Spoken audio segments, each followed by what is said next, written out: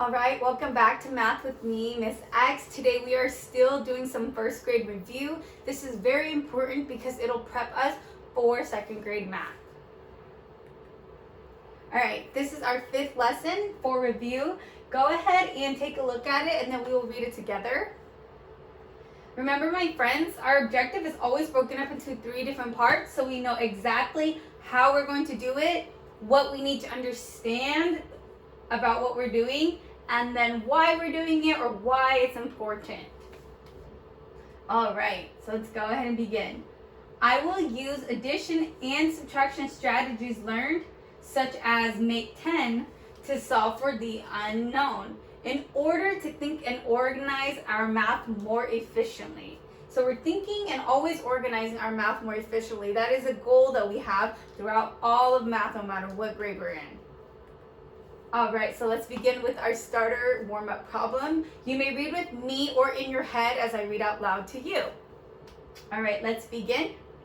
In the morning, there were 8 leaves on the floor under the ficus tree. During the day, more leaves fell on the floor. Now there are 13 leaves on the floor. How many leaves fell during the day? And remember, my friends, great mathematicians, we always go back and reread the problem. We also circle super important numbers that we see in a word problem. And then lastly, we underline our question so we know exactly what we are solving for or what we're trying to do. So let's go ahead and do that. In the morning, there were 8 leaves on the floor under the ficus tree. Already, I see a number that I'm going to go ahead and circle. During the day, more leaves fell on the floor. I don't know, there's not a number there, so I'm going to keep reading, but that sounds interesting to me. Now there are 13 leaves on the floor. How many leaves fell during the day? But wait, my friends, you might be thinking, let's just add the numbers we see. No, you do not always just add whatever numbers you see. It's important that you don't do that because we need to really figure out what we're trying to solve for, and we can figure that out by rereading our question. So, how many leaves fell during the day? They're not asking us to figure out how many leaves are there altogether. We already know that. We already know that the 13 leaves is the total, because if you go back and reread it, you'll figure that out. Let's see. In the morning, there were 8 leaves. There are 8 leaves on the floor under the ficus tree. So that's the morning. During the day, more leaves fell on the floor. Now there are 13 leaves on the floor. We can solve this many ways. We can do take 10. We can do count on. We can, what else can we do? Oh, we can make 10. We can cross out using pictures. Go ahead and talk to your friend or family member about what strategy you would use to solve our problem. And remember, my friends, based on the question, how many leaves fell during the day, we're looking for a missing part. So if there's a missing part, there are many ways to solve it. It won't always just be addition or subtraction. You can choose between the two. All right, welcome back, my friends. So me, Miss X, I'm going to go ahead and just do the whole total. So I'm going to go ahead and draw the whole total. So I know that there are 13 leaves on the floor, so I'm going to go ahead and do that. And I personally, Miss X is going to get a different pen, better pen.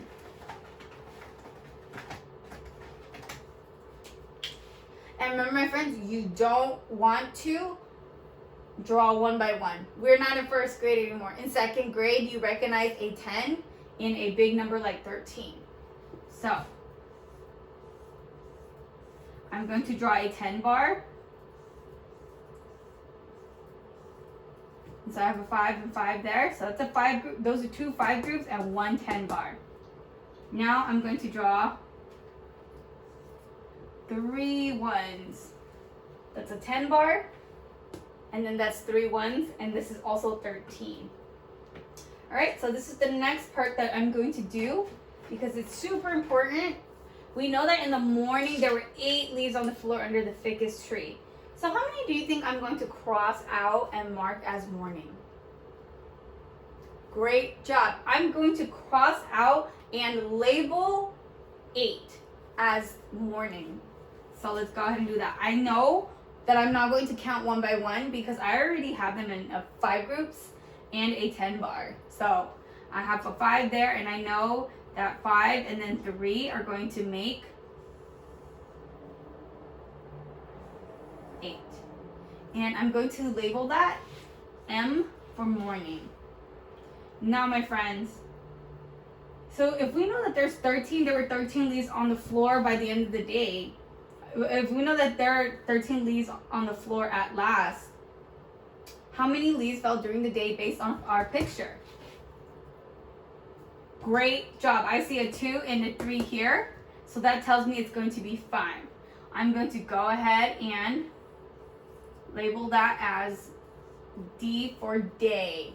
So now we know that there were actually 5 leaves that fell during the day, 8 in the morning and then 5 in the during the day, to have 13 leaves total on the floor. So let's go ahead and write that out. So we had 8. Let's write that out in a number sentence. We had 8, and then we had a missing part. We didn't know how many leaves. There were 8 leaves in the morning that fell. We don't know how many fell during the day, but we do know that there were 13 by the end. So then my missing part here is going to be, I'm also going to go ahead and label this total part. My missing part was 5. Great job. So let's go ahead and now write our complete sentence. We wrote a number sentence, we're going to write a regular sentence, and we read the whole thing. It's super important to do reading, drawing, and then writing both number sentence and a full complete sentence. How many leaves fell during the day? 5. Box in your solution. Leaves fell during the day. And remember, my friends, if you don't know how to begin writing a complete sentence, you can always look back at your question and you can use that to help you answer your question completely. We underline our units as well and box in our solution. Our solution is also our missing part in this story. So 5 is our solution, leaves is our unit or the thing that we're counting. And remember, our solution is not always the total. So great job, my friends. Let's go ahead and keep going.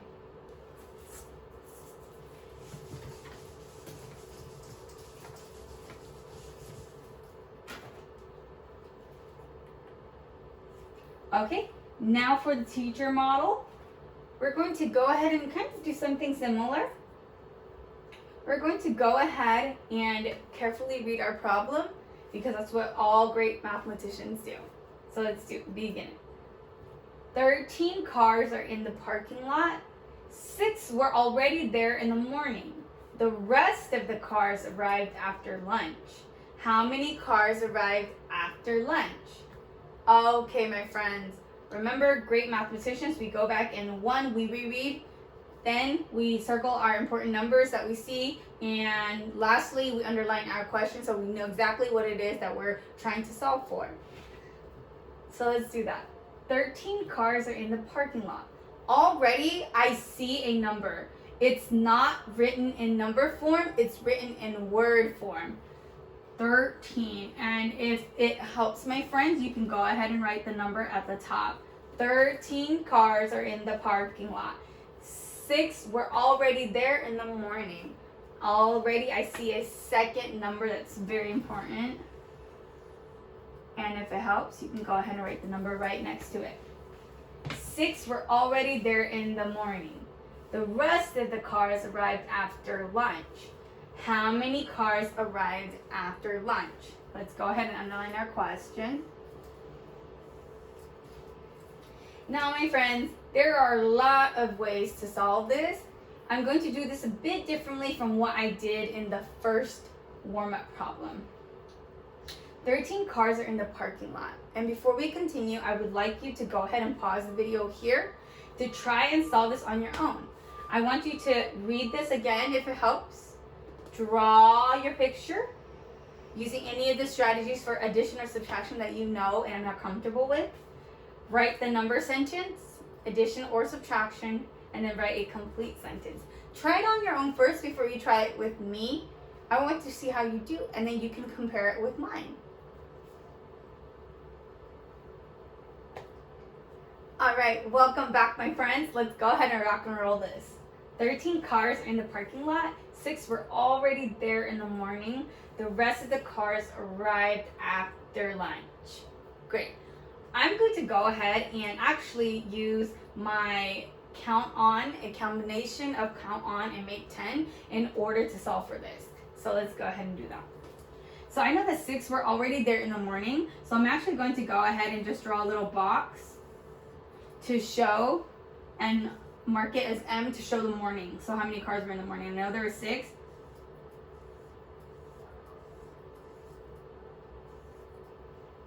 And I'm going to set it up using my 5 groups so I don't have to count one by one.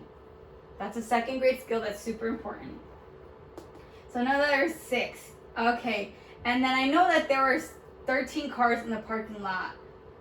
And 6 of those were there already in the morning. So I have to figure out how many cars came after lunch, because the rest of the cars they're the ones that came after lunch. So if I have 6 here and I have 13 in the parking lot altogether, this tells me that my 13 is probably going to be my whole. It sounds like it. And it sounds like 6 is going to be my part. So, I'm going to go ahead and actually write that out first.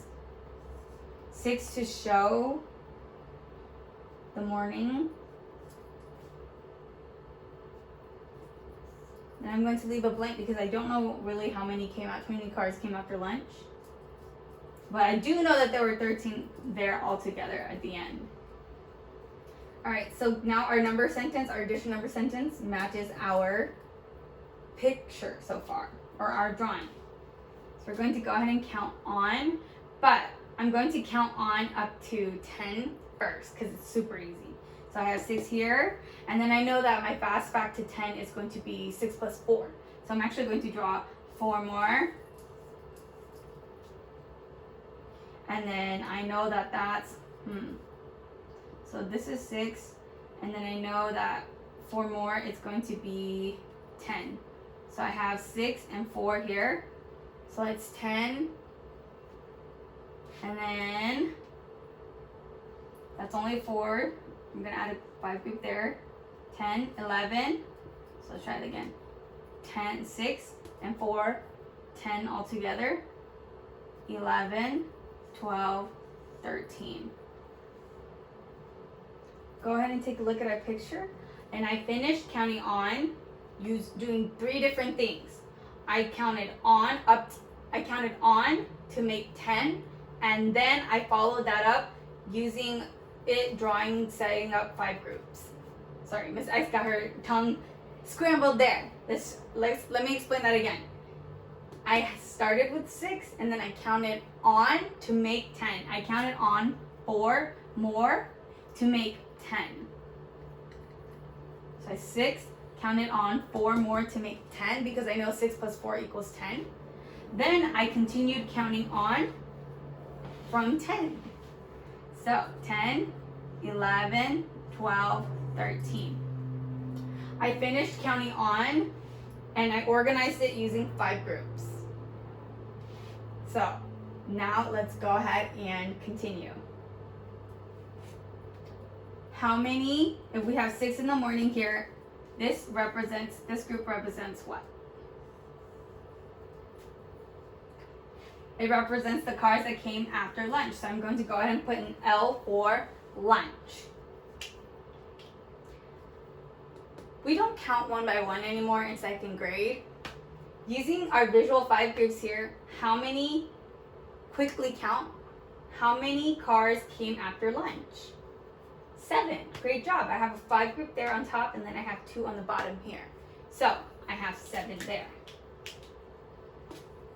So we found out our solution. Our solution is that 7 cars came after lunch, or arrived after lunch. So I'm going to go ahead and fill that in.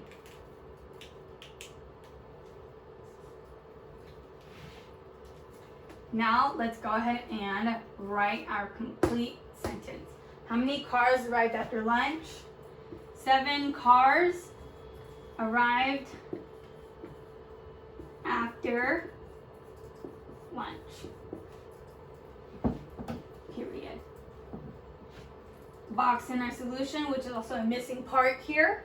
And then we have cars as our unit, so we underline it because cars is the thing that we were counting, or the item that we were counting.